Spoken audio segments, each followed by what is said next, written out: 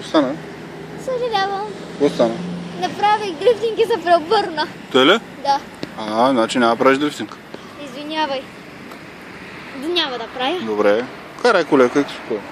Само ще го дам малко назад. Добре. Съжалявам, що така стана, да не би, защото Ами, може би рязко съм... По-силно караш, аз ти усилях малко.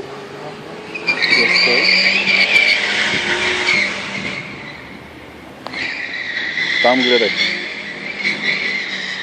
Ето сега...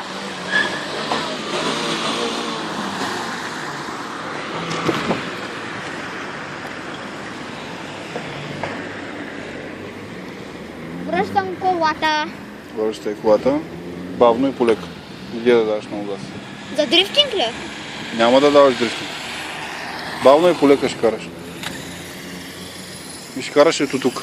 Нататък няма да отиваш. И застани малко напред, за да можеш да го виждаш къде отива. Така.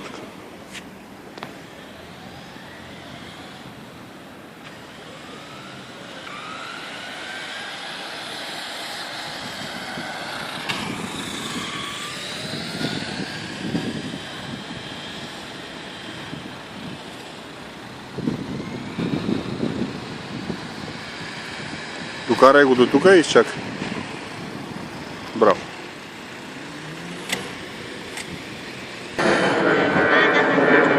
Внимавай, човек има.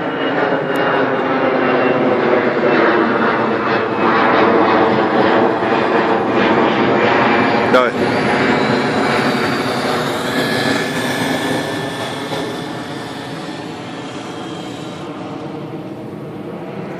Няма да го чупиш така. Така не.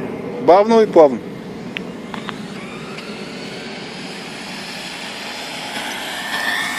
Тук асфалта е рошав и не можеш да го изпързаляш така и ще го удариш някъде.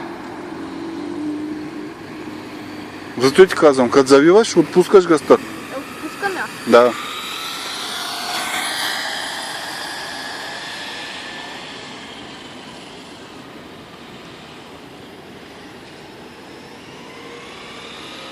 Има по-добре да влиза в бокса.